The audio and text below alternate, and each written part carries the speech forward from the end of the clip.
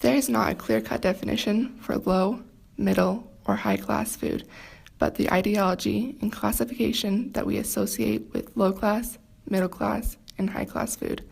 I am going to be talking about food that is presumed as low-class food or food that is eaten by people with low income.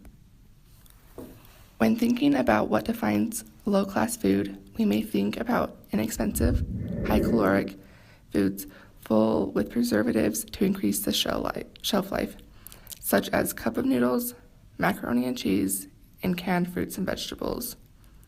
Or inexpensive fast food restaurants, such as McDonald's and Wendy's. Foods that are not necessarily known for being healthy, but are easy to access and inexpensive. There can be a stigma associated with using food stamps or getting food assistance from the food bank or other charities that may deter people from using these available resources. There have been programs put in place to lessen the divide and make it less obvious when food assistance is being used. The food stamps are now put on EBT cards that act and look like regular debit cards. Also, some farmers markets have tokens that are used as currency, making it so that it isn't obvious when people are using food stamps to pay for their food. Even with food assistance such as SNAPs and WIC, it is barely enough to cover the basics.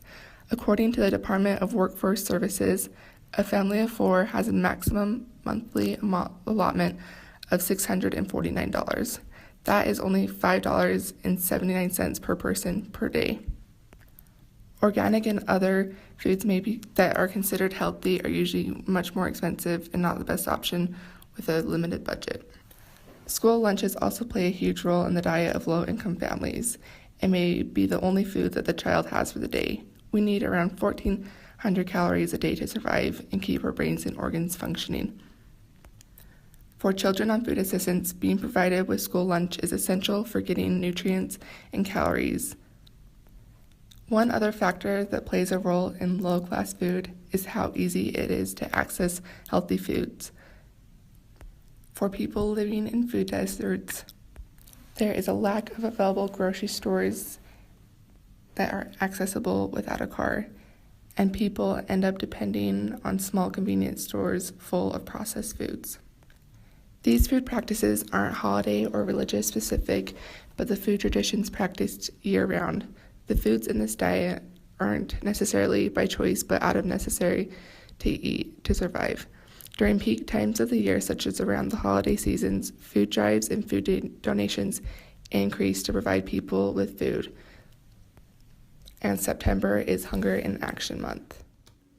To the middle class, money is no longer the limiting factor for food, but we still have to be careful. It's not as though we can afford to buy anything we like and eat out every night.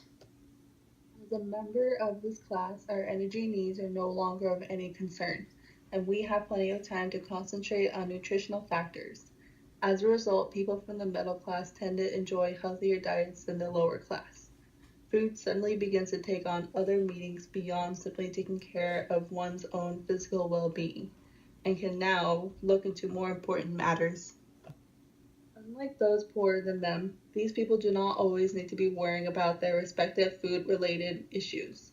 Whereas nutrition is an ever-present concern, social events only happen at regular intervals. Even so, middle-class families tend to be bigger than those on the lower and higher classes, and therefore they tend to spend more money on food than either, placing food once again in the spotlight. In some ways, family dinners are the pinnacle of eating for nutrition. The stereotypical middle-class mother, for instance, cares about the health of her children over all else, and having the resources to do the research and bring healthy food into a family can bring this plan to action.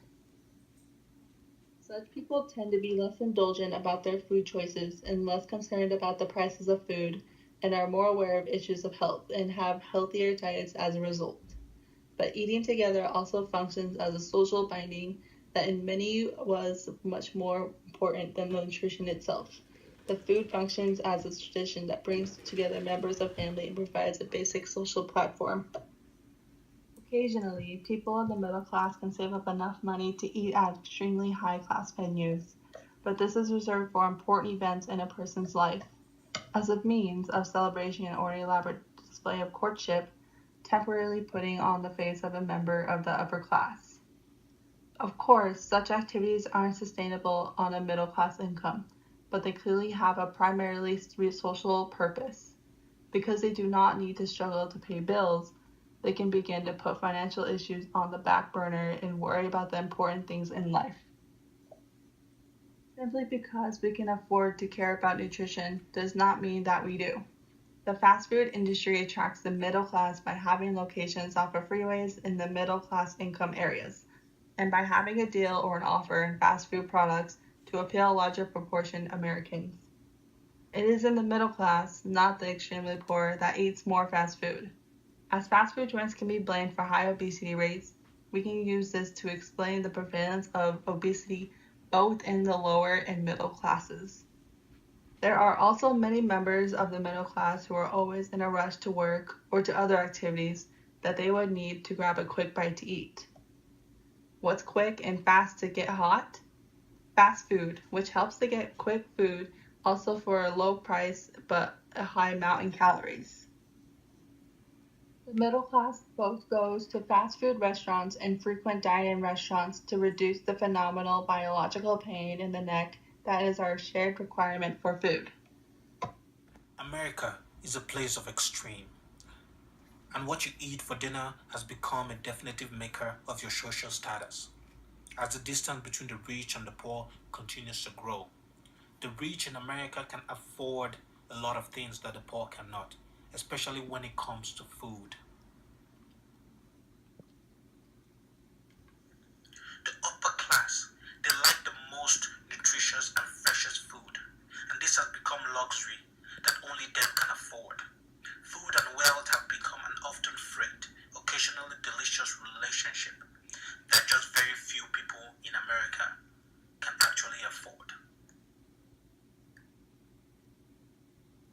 17% of Americans, more than 50 million people, live in a household that are food insecure, a term that means a family sometimes run out of money to even buy food, and sometimes they don't even know what to do when it comes to what they're going to have for dinner. When it comes to junk food, this is where a lot of American families go to because it's cheap, it's easy to get, and you can eat it for little or no effort when it comes to preparation. But the upper class and the wealthy, they take the time to go for the fresh and the most nutritious food. And some of them even have chefs that spend hours in making sure that this food is cooked right and the presentation is excellent. When it comes to food, the distance between the rich and the poor is extremely large. 1 in 10 Americans say they spend $300 or more per week when it comes to food. Just very few Americans can afford that. In fact, 8% of Americans only spend less than $50 when it comes to food. There have always been rich people and poor people in America. The rich have not only gotten richer over the past decade, but they've also managed to improve their choices and chances of living a healthy life by making better dietary choices. The upper class can go to a restaurant like Christopher Steakhouse and spend $85 or more and get a salad, a steak, a side, an appetizer, and a dessert without even thinking twice about it or how much they spend, compared to what the lower class will spend on a dinner plate. Going out to dinner? Not a lot of things American families do these days because restaurants are so expensive. So most families just depend on fast food where they can get a hamburger filled with low quality meat, processed cheap, a little bit of vegetables, just so they can have something to eat for the day.